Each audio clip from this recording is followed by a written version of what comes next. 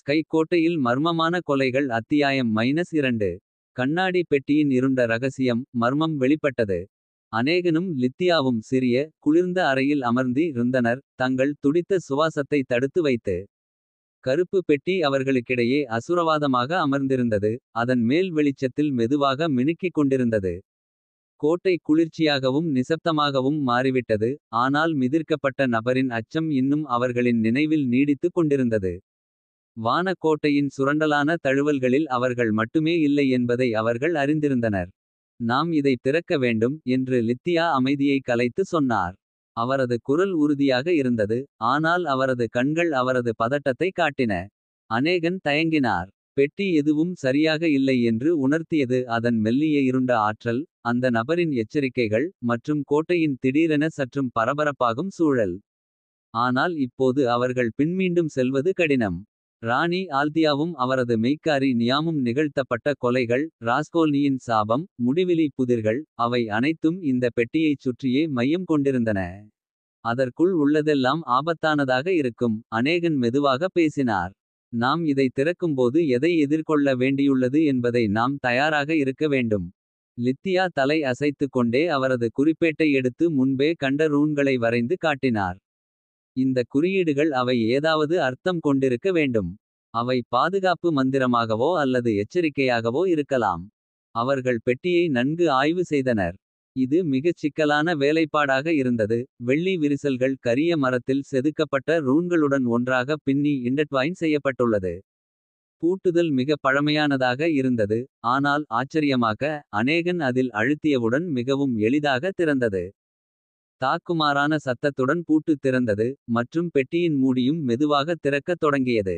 அதற்குள் ஒரு கருத்த வேல்வெட் குழித்தொகுப்பில் ஒரு சிறிய பழைய சாவி இருந்தது. அதன் அருகில் இருந்தது ஒரு தாள். பழைய மஞ்சள் நிறத்தில் இருந்தது. அந்த தாளில் எழுதப்பட்டிருந்தது. ஆனால் மை மங்கலாகி விட்டதால் எழுத்துகள் தெளிவாக தெரியவில்லை. லித்தியா அருகில் சாய்ந்து வார்த்தைகளை புரிந்துகொள்ள முயன்றார். சாவி உண்மையை திறக்கிறது என்று அவர் மெதுவாக மொழிபெயர்த்து சொன்னார். ஆனால் எச்சரிக்கையாக இருங்கள். உண்மையுடன் சேர்த்து அதை தேடியவர்களின் சாபமும் வரும். அநேகனின் உடல் ஒரு குளிர்ச்சியான அச்சத்தால் ஆவியெடுத்தது. சாபம். இது வெறும் நம்பிக்கையல்ல. ராஸ்கோல்னி கொலைகள் இவை அனைத்தும் இதற்கேற்பானவை. லித்தியா கனவுகள் நெருங்கிக் கொண்டே சாவியை உயர்த்தி ஒளியில் பார்த்தார். ஆனால் இது எதனை திறக்கிறது. இன்னும் நாம் தெரியாத ஏதாவது இருக்கிறது. அந்த கேள்விக்கு பதிலாக சிறிய அறையின் சுவர்கள் ஆவணத்தைப் போல நகரத் தொடங்கின. ஒரு மறைக்கப்பட்ட குழு பக்கமாக விரிந்து ஒரு இருண்ட குறுகிய பாதையை காண்பித்தது. அந்த பாதையில் பரவிய காற்று பழையதாகவும் குளிர்ச்சியாகவும் இருந்தது. பூமியின் நறுமணத்தை மற்றும் இன்னும் பழமையான ஒரு விஷயத்தைச் சேர்த்து. அநேகன் எழுந்து நின்று அவரது தசைகள் இறுக்கமாக இருந்தன. கோட்டை நமக்கு என்னை காட்ட விரும்புகிறது என்பதே இது. வேறு வழியில்லாமல் அவர்கள் அந்த பாதையில் நுழைந்தனர். சுவர்கள் அவர்களை மறைத்தவுடன் அவர்கள் மீண்டும் ஒரு முறை தனியாக முடிகிறார்கள். அந்த குறுகிய பாதை மைல்கள் நீண்டது போல் இருந்தது. மற்றும் அவர்கள் மிகவும் ஆழமாகச் சென்ற பிறகு நிலைமை ஆழமாகவும் கொடுமையாகவும் மாறியது. அநேகனும் லித்தியாவும் வான கோட்டையின் மாறியிருந்த பெரிய மண்டபத்தில் நின்றனர். மிரண்ட உண்மைகள் அவர்களை பிடித்து பிணைத்துக் கொண்டிருந்தன. பலரையும் விழுங்கிய இருண்ட சாபத்தின் பொறியோடு அவர்களும் ஈடுபட்டிருப்பதாக உணர்ந்தனர். முன்பு இடிந்த சுவர்கள் இப்போது சுத்தமாகவும் தங்கமும் பொலிந்த கற்களால் அலங்கரிக்கப்பட்டும் இருந்தன. ஆனாலும் அந்த திடீரான அமைதியும் அழுத்தமாகவும் அச்சமூட்டும் சூழலும் நிலைத்திருந்தன. இது இன்னும் நம்ப முடியவில்லை என்றார் லித்தியா கருப்பு பெட்டியை பிடித்தபடி நடந்துகொண்டே. கோட்டை தன்னை புதுப்பித்து விட்டது. அநேகன் மண்டபத்தின் மையத்தில் நின்று இப்போது பிரம்மாண்டமான வெளிச்சமாய் பளிச்சிடும் விளக்குகளை நோக்கி பார்வையை திசை திருப்பினார். அவரது மனம் வேகமாக ஓடியது. கொலைகள் ராணி ஆல்தியாவின் சாபம் ராஸ்கோல்னியின் கற்றல்கள் இவை அனைத்தும் கோட்டை உயிர்மிகு ஒரு அமைப்பாக இருந்ததை காட்டின. அதன் இரகசியங்களை தேடும் ஆவலாளர்களின் உயிர் ஆதாரங்களை விழுங்கிக் கொண்டது. நாம் யோசிக்க வேண்டும் என்றார் அநேகன் அமைதியாக இருக்க முயற்சிக்கையில். ஒவ்வொரு சிறைக்கும் ஒரு வழி உண்டு. இதுவும் வேறல்ல. லித்தியா நின்று தலை அசைத்து ஆனால் இது ஒரு சாதாரண சிறையல்ல அநேகன். இந்த இடம் உயிரோடு இருக்கிறது. அது மாறுகிறது பொறுப்பதாக இருக்கிறது நம்மை விழுங்குகிறது. நாம் கவனிக்கவில்லை என்றால் இது சாதாரண சாபம் அல்ல. திடீரென ஒரு அசைவால் அவர்கள் கவனத்தை ஈர்த்தது. மண்டபத்தின் அகலத்தில் இருந்து நிழல்கள் சுழன்று ராணி ஆல்தியாவின் உருவமாக மாறின. இப்போது அவர் தனது ஆடை களைந்திருந்தார். அவரது எதிரியல் பேய் போன்ற உருவம் காட்டியது. அவரது வெளிரிய முகம் மங்கலான வெளிச்சத்தில் மெதுவாக மினுக்கிக் கொண்டிருந்தது. அவரது கண்கள் அவர்களை நோக்கி மையமாக இருந்தன. நீங்கள் தப்பிக்க முடியும் என்று நினைக்கிறீர்களா? ஆல்தியாவின் குரல் குளிர்ந்தும் தொலைந்தும் இருந்தது. ஆனால் அதில் சிறிது வெறுப்பும் இருந்தது. உங்களுக்கு முன் பலர் முயற்சித்தனர். அனைவரும் தோற்றுவிட்டனர். இந்த கோட்டையின் உண்மை நம்மை எல்லோரையும் கட்டுப்படுத்துகிறது. அநேகன் முன்னே வந்தார். அவரது நாக்கு இறுக வைத்திருந்தது. ஏன்? நீங்கள் இதை ஏன் செய்கிறீர்கள்? ஏன் நாங்கள் உங்களுடன் இங்கு சிக்கியிருக்கிறோம்? ஆல்தியாவின் பார்வை ஒரு நொடிக்கு மெதுவாகியது. சாபத்தின் கீழ் அவரது மனித ஆவி மெல்ல ஊஞ்சலாடியது போல. நான் நிலைத்த வாழ்வைத் தேடினேன். அவர் ஒப்புக்கொண்டார். அவரது குரல் வருத்தமாக இருந்தது. ஆனால் என் பேராசையில் நான் என் ஆசையின் சிறைக்காவலராக மாறினேன். நான் சிறைக்காவலன் அல்ல, இந்த கோட்டைதான். கண்ணாடியின் சுழலும் திரவம் போன்ற மேற்பரப்பு அநேகன் மற்றும் லித்தியாவின் பார்வையை வைத்திருந்தது. அவர்களின் முகங்கள் எதையும் பிரதிபலிக்கவில்லை. மாறாக ஸ்கை கோட்டையின் நீண்ட சபிக்கப்பட்ட வரலாற்றின் பேய் தரிசனங்களை வழங்கியது. அறையைச் சுற்றியுள்ள ஆற்றல் தடிமனாக இருந்தது. ரஸ்கோல்னி அமைதியாக நின்றார். அவரது எலும்பு வடிவம் பல நூற்றாண்டுகள் வருத்தத்தால் வடிகட்டப்பட்டது போல் குனிந்தது. உண்மை உங்களுக்கு முன்னால் உள்ளது. ரஸ்கோல்னி கிசுகிசுத்தார். அவரது வெற்று கண்கள் கண்ணாடியில் நிலைத்திருந்தன. ஆனால் ஒவ்வொரு உண்மைக்கும் ஒரு விலை தேவைப்படுகிறது. லித்தியா ஆழ்ந்த மூச்சு எடுத்தாள். அவள் மனம் துடித்தது. ராணி அல்தியா மற்றும் அவரது பணிப்பெண்ணின் கொலைகள். அனைவரையும் ஸ்கை கோட்டைக்கு கட்டிப்போட்ட சாபம். இந்தச் சுவர்களுக்குள் சிக்கிய ஒவ்வொரு ஆன்மாவிற்கும் உணவளிக்கும் தீய சக்தி போன்ற பலவற்றை அவர்கள் வெளிப்படுத்தினர். ஆனால் அவர்கள் எப்படி தப்பிக்க முடியும் என்பதை அதில் எதுவும் விளக்கவில்லை. சாபத்தை எப்படி உடைப்பது? அநேகன் கேட்டான். அவனுடைய குரல் தாழ்ந்திருந்தாலும் உறுதியுடன். ரஸ்கோல்னியின் வெற்றுப் பார்வை அநேகனை நோக்கி நகர்ந்தது. அவனது கண்களில் என்ன சோகம் இருந்திருக்கும் என்று ஒரு மங்கலான மின்னல். சாபத்தை உடைக்க அதை பிணைப்பதை நீங்கள் அழிக்க வேண்டும். கண்ணாடி என்பது கோட்டையின் இதயம். அது உண்மையை காட்டுகிறது.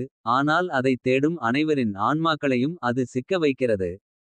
கண்ணாடியை அழித்து கோட்டையின் பிடியை உடைத்துவிடு.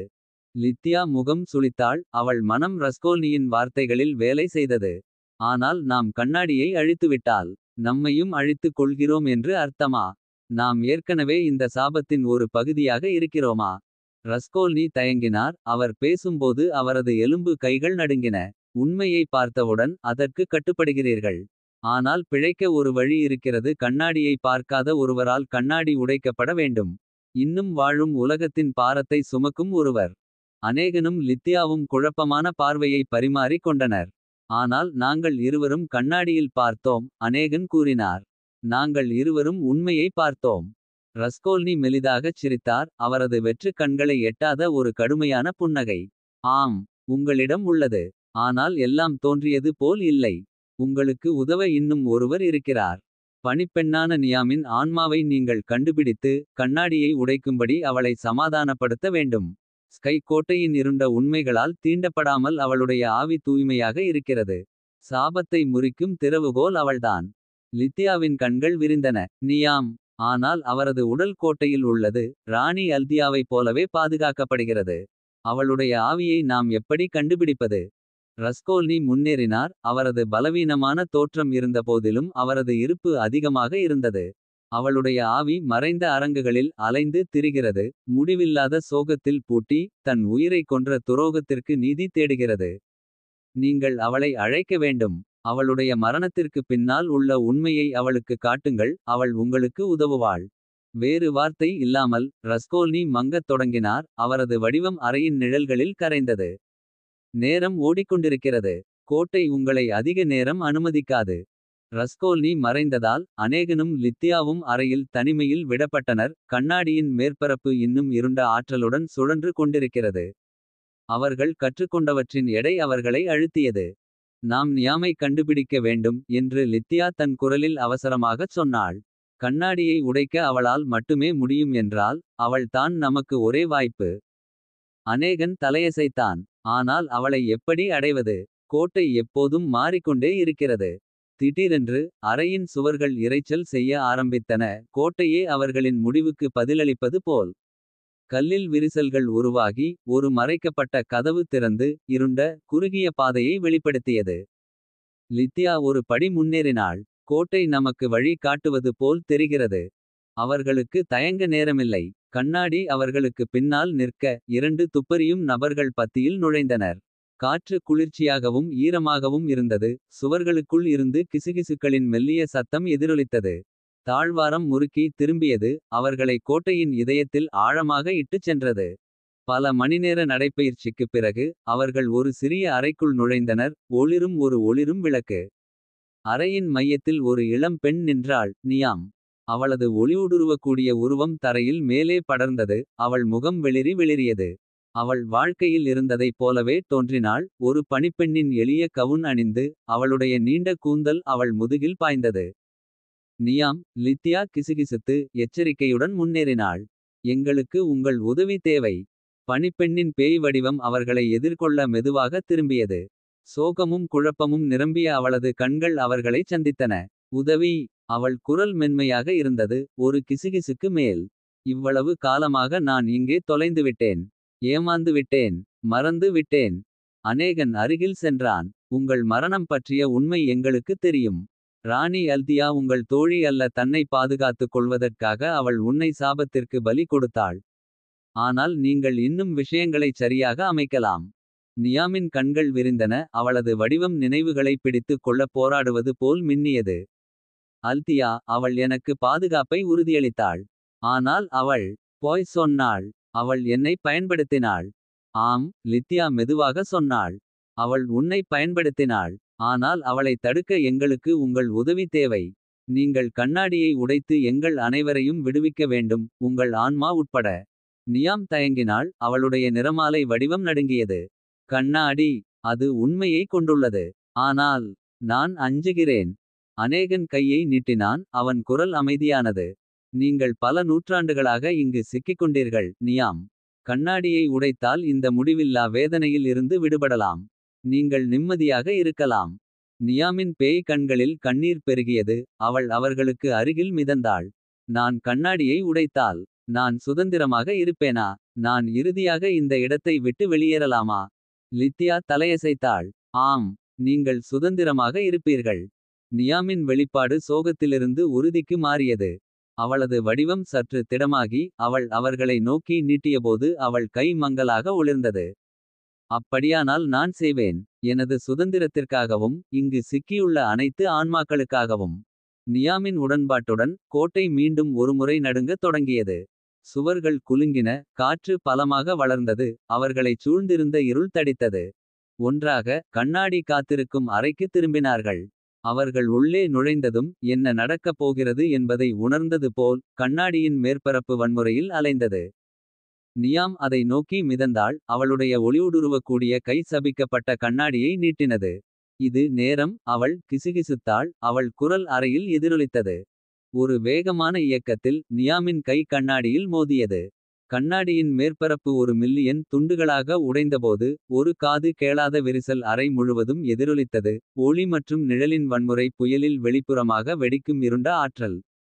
அநேகனும் லித்தியாவும் தங்கள் கண்களை மூடிக்கொண்டனர். முழு கோட்டையும் வேதனையில் முணுமுணுத்தது. சாபம் துண்டு துண்டாக உடைந்தது. சுவர்கள் இடிந்து விழத் தொடங்கின. தரைகள் கொக்கி முறுக்கப்பட்ட தாழ்வாரங்கள் சரிந்தன. பின்னர் மௌனம். அநேகனும் லித்தியாவும் தங்கள் கண்களை திறந்தபோது. அவர்கள் ஒரு காலத்தில் ஸ்கைக்கோட்டையாக இருந்த இடிபாடுகளில் நிற்பதைக் கண்டனர். சுவர்கள் இனி பிரமாண்டமாகவும் மெருகூட்டப்பட்டதாகவும் இல்லை. அவை இப்போது உடைந்த கற்கள் மற்றும் இடிபாடுகளைத் தவிர வேறொன்றுமில்லை. கோட்டை விழுந்தது.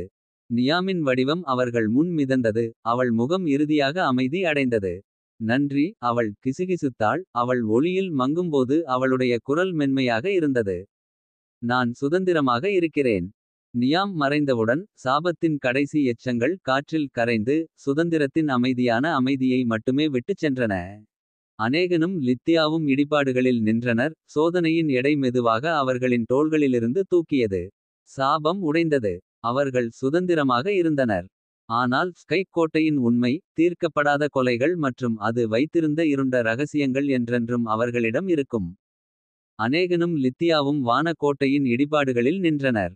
பல நூற்றாண்டுகளாக இந்த மாளிகையை பழித்தீர்க்கும் சாபத்தின் உதிரிப்பாடுகளால் காற்று இன்னும் கனமாக இருந்தது.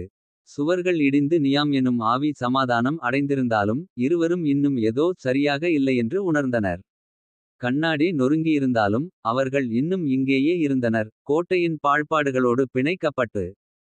லித்தியா நொறுங்கிய கண்ணாடியின் பிணிபல கைகளை கவனித்தார். அது மந்தமான வெளிச்சத்தில் அசையாமல் மின்னியது. நாம் கண்ணாடியை நொறுக்கியோம். இங்கே இன்னும் ஏன் சிக்கியிருக்கிறோம் என்றார். அநேகன் மௌனமாக இருந்தார். மிகப்பெரிய கண்ணாடி நொறுங்கிய துண்டை பார்த்தபடி. அதன் உள்பகுதியில் மந்தமான சுழல் போன்ற காட்சிகள். கடந்த கால நினைவுகள். கடந்த காலத்தின் மொழிசலனங்கள் இன்னும் கண்களுக்கு தோன்றின. அது முற்றிலும் அழிக்கப்படவில்லை போல இருந்தது. இதுவும் முடிந்துவிட்டதல்ல. அவர் இறுதியில் கூறினார். சாபம் இன்னும் இங்கேயே இருக்கிறது. லித்தியாவின் கண்கள் பெரிதானது. ஆனால் எப்படி. நாம் கண்ணாடியை நொறுக்கியோம். நியாமை விடுதலை செய்தோம். உண்மையை கண்டுபிடித்தோம். இன்னும் என்ன இருக்கிறது. அநேகன் பதில் அளிக்க முன். ஒரு பலமான காற்று அறையம் முழுவதும் வீசியது. அவர்களைச் சுற்றி துலங்கிய தூசி. சாம்பல் ஆகியவை அடர்த்தியாகச் சுழன்று கிளர்ந்தன. அந்த சுழலும் இடிபாடுகளிலிருந்து. ராணி ஆல்தியா மீண்டும் தோன்றினார். முன்பை விடக் கடுமையாகவும் ஆபத்தானவாகவும். அவரது கண்கள் கொடிய சக்தியால் ஒளிர்ந்தன. அவருடைய உதடுகள் நகைச்சுவை புரித சிரிப்பை வெளிப்படுத்தின. உங்களுக்கு இவ்வளவு சுலபம் என்று நினைத்தீர்களா. அவர் நசுக்குமளவு பகைத்துணர்ச்சியுடன் கூறினார். கண்ணாடியை உடைத்தது ஆரம்பமே. இந்த இடத்தை கட்டியுள்ள சாபத்தின் மேற்பரப்பில் மட்டும் நீங்கள் தோண்டினீர்கள். லித்தியா முன் வந்தார். அவரது கைகள் இறுக பிடித்தபடி. நாம் கண்ணாடியை நொறுக்கியோம். ஆல்தியா. நீ எங்களை இங்கு மறு சிக்க வைக்க முடியாது. ஆல்தியாவின் சிரிப்பு மாளிகை முழுவதும் ஒலித்தது. முட்டாள்கள். கண்ணாடி ஒரு பாத்திரம் மட்டுமே. உண்மையின் பிரதிபலிப்பு. ஆனால் சாபம். அது என்னுடைய இரத்தத்துடன் பிணைக்கப்பட்டுள்ளது. நான் இருக்கும் வரை கோட்டையின் பிடி நீங்கப் போவதில்லை. அநேகனின் முகம் கடுமைய டைந்தது. அப்படியெனில் இது எல்லாம் ஒன்றுமில்லை. ஆல்தியாவின் உருவம் பளிச்சிட. அவரது பேய் உருவம் பெரியதும் ஆபத்தானதும் ஆகிறது போல் மாறியது. இல்லை ஒன்றுமில்லை. நீங்கள் உங்களுடைய வேடிக்கையை சிறப்பாகவே முடித்துள்ளீர்கள். வான கோட்டையின் இரகசியங்களை நீங்கள் கண்டுபிடித்துள்ளீர்கள். ஆனால் இப்போது நீங்கள் மற்றவர்களைப் போலவே. இந்த இடத்துடன் என்றும் பிணைக்கப்படுவீர்கள். என்னைப் போலவே. லித்தியாவின் மனம் வேகமாக ஓடியது. சாபம் ஆல்தியாவோடு பிணைக்கப்பட்டுள்ளது என்றால். அதை முறியடிக்க வழி இருக்க வேண்டும். ஆனால் எப்படி. அநேகனின் கையில் கண்ணாட்டியின் கடைசி நுனி ஒளிர்ந்தது. வான கோட்டையின் இடிபாடுகள் மிச்சமாக இருந்தது. இப்போது சுமந்து வந்த கட்டுமானம் முற்றிலும் குலைந்து. ஒரு வெறிச்சோடி பகுதியாக மாறிவிட்டது. ராணி ஆல்தியாவின் ஆவி மாய்ந்துவிட்டது. ஆனால் இன்னும் எவரும் உணர முடியாத சிறிய சிக்கல் அவர்கள் மனதில் தங்கி இருந்தது. சாபம் முழுவதுமாக ஒழியவில்லை என்று உணர்த்தும் மன நிறைவேற்று இன்னும் அவர்களை நிம்மதியற்றவையாக வைத்தது. நாம் ஆல்தியாவை அழித்துவிட்டோம். லித்தியா சொன்னார். கண்ணாடியின் நொறுங்கிய துண்டுகளை கவனித்தபடி. ஆனால் ஏனோ எனக்கு இன்னும் எதையோ நாங்கள் தவறவிட்டதாகவே தோன்றுகிறது. அநேகனின் பார்வை கண்ணாடியின் நுனியில் தங்கியது. அதன் உள்ளே ஒரு மந்தமான ஒளி மூச்சுவிடியது. காண்பதற்கு சற்று மட்டும் தெரிந்தாலும். மறுக்க முடியாத அளவிற்கு நிச்சயமாக இருந்தது. ஏனென்றால் நாம் இன்னும் கண்டுபிடிக்கவில்லை என்றார். இந்த கண்ணாடி ஆல்தியாவின் சிறைமனை மட்டுமல்ல. இது வேறெதையோ பிரதிபலிக்கிறது. லித்தியாவின் புருவம் சுருங்கியது. நீ என்ன சொல்கிறாய். நாம் உண்மையை கண்டுபிடித்தோம். ஆவிகளை விடுதலை செய்தோம். சாபத்தை முறியடித்தோம். இன்னும் என்ன இருக்க முடியும். அநேகன் கண்ணாடியின் நுனியை திருப்பி பார்த்தார். அவரது மனம் வேகமாக ஓடியது. சாபம் ஆல்தியாவின் அமரத்துவத்தை குறித்து மட்டும் இல்லை. அது கோட்டையுடன் தீர்க்கப்படாத கொலைகளுடன். மற்றும் இன்னும் ஆழமான ஒன்றுடன் தொடர்புடையது. நாம் இதுவரை கண்டுபிடிக்காத ஒன்றுடன். இந்த கண்ணாடி நுனி எதையோ காட்டுகிறது. நாங்கள் இதுவரை உணராத ஒரு இரகசியத்தை. லித்தியா பதிலளிக்க முன்பாக. தரை நடுக்கத்தை உணர்ந்தது. மற்றும் காற்று ஒரு இயற்கைமற்ற சக்தியால் கனமாக மாறியது. இடிபாடுகளின் நிழல்களிலிருந்து ஒரு உயரமான உருவம் தோன்றியது. படபடவென கவரப்பட்டு. முன்பே சந்தித்த எந்தவிதமான ஆற்றலுக்கும் மிஞ்சிய சக்தியை கொண்டது. மாலிஸ்டர். லித்தியா இழுத்து கூறினார். அவளது இதயம் கவிழ்ந்து போக. இந்த மர்மமான வில்லனைப் பற்றிய குரல்கள் கேட்டு அறிந்தவாறு. மாலிஸ்டர் அவர்களிடம் நெருங்கினார். அவரது முகம் ஹூடால் மறைக்கப்பட்டிருந்தது. ஆனால் அவரது வருகையின் பருவம் மறுக்க முடியாதது. நீங்கள் இத்தனை தூரம் வந்திருக்கிறீர்கள். அவர் சொன்னார். அவரது குரல் ஆழமாகவும் பிரதிபலிக்க கூடியதாகவும் இருந்தது. ஆனால் நீங்கள் இன்னும் புரிந்து கொள்ளவில்லை இல்லையா. அநேகன் கண்ணாடி நுனியை இறுக்கமாக பிடித்தார். அவரது உள்ளுணர்வு மிகப்பெரிய ஆபத்தை உணர்த்தியது. இது அனைத்திற்கும் நீயே பின்னால் உள்ளவன். கொலைகள் சாபம் எல்லாமே இது உன்னால் தான். மாலிஸ்டரின் சிரிப்பு இடிபாடு களின் முழுவதும் எதிரொலித்தது. குளிர்ச்சியாகவும் இருண்டதாகவும். இல்லை, ஆல்தியா ஒரு பொம்மை மட்டுமே. ஒரு கருவி பலருக்கு மட்டுமே. வானக்கோட்டையின் உண்மையான சக்தி ஒரு சாதாரண ராணியை விட வயதானதும் ஆபத்தானதும். அப்படியெனில் கோட்டையின் உண்மையான நோக்கம் என்ன? வானக்கோட்டையின் இடிபாடு களுக்கு மேல் நிலவில் நீண்ட நிழல்கள் வீழ்ந்தன. கோட்டை முறியடிக்கப்பட்டது. மாலிஸ்டர் தோற்கடிக்கப்பட்டார் மற்றும் துவாரமும் மூடப்பட்டது. ஆனாலும் அநேகன் மற்றும் லித்தியா இடிபாடுகளின் விளிம்பில் நின்றபோது. ஒரு தடுக்கப்பட்ட அமைதி நிலவியது. போராட்டம் வென்றுவிட்டது. ஆனால் அவர்கள் இருவருக்கும் தங்கள் பணி இன்னும் முடிவடையவில்லை என்ற உணர்வு உறுதியானது. இந்த உணர்வு என்னை விட்டுப் போவதில்லை. லித்தியா மெதுவாக கூறினார். குளிர்ந்த இரவின் காற்றில் மூச்சு மூடுபனி போல மாறியது. நாம் அறிந்த எல்லாவற்றிலும் புதைந்து கிடக்கும் ஏதோ ஒன்றை தவறவிட்டதாகவே தோன்றுகிறது. அநேகன் அதற்கு ஓர் ஒப்புதலை தெரிவித்தார். உடைந்த கண்ணாடியின் நொறுங்கிய பகுதிகளின் பக்கத்தை நோக்கி பார்த்தபடி. நான் உனக்கு எது பொருத்தமோ அதே தான். நாம் சாபத்தை முறியடித்துவிட்டோம். ஆனால் இங்கே இன்னும் ஒரு நிழல் உள்ளது. நாம் முழுமையாக தீர்க்காத கொலைகளோடு சம்பந்தப்பட்ட ஒன்று. சில நிமிடங்கள் அமைதி நிலவியது. தீர்க்கப்படாத கொலைகளின் துயரமான கதைகள் அவர்களின் மனதில் எதிரொலித்தன. நியாம் ராஸ்கொல்னி மற்றும் கோட்டையில் உயிரிழந்த மற்ற அநேகமானவர்கள். அவர்கள் புதிரின் பல பகுதிகளை கண்டுபிடித்திருந்தனர். ஆனால் முழு படத்தை இன்னும் தெளிவாக தெரியவில்லை. ஏன் கோட்டை சாபத்தில் மாட்டிக்கொண்டது? யாரால் இதுவெல்லாம் தொடங்கப்பட்டது? திடீரென ஒரு குரல் அமைதியை உடைத்தது. இருவரையும் அதிர்ச்சியடைய வைத்தது. நீங்கள் தவறான இடத்தில் தேடுகிறீர்கள். அநேகன் மற்றும் லித்தியா வேகமாக திரும்பினார்கள். அவர்கள் கைகளை தங்களின் ஆயுதங்களின் மீது வைத்தபடி. நிழல்களில் இருந்து ஒரு உருவம் வெளிப்பட்டது. மறைக்கப்பட்டு மர்மமாய் இருந்தது. ஆனால் அது ஏதோ விதத்தில் பழக்கமானது.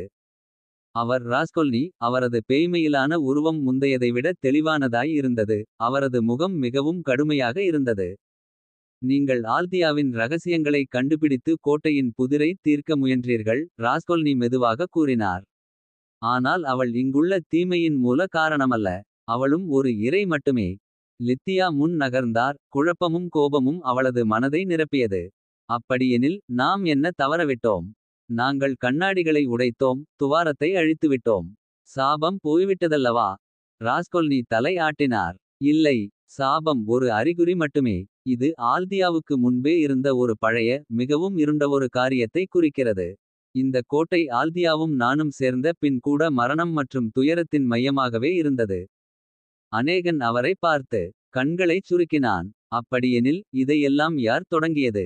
ராஸ்கொல்னியின் பேய்மையான பார்வை கோட்டையின் இடிபாடுகளின் மையத்தை நோக்கி திரும்பியது. அங்கே பழைய மாளிகையின் அடித்தளங்கள் இன்னும் நிலைத்து இருந்தன.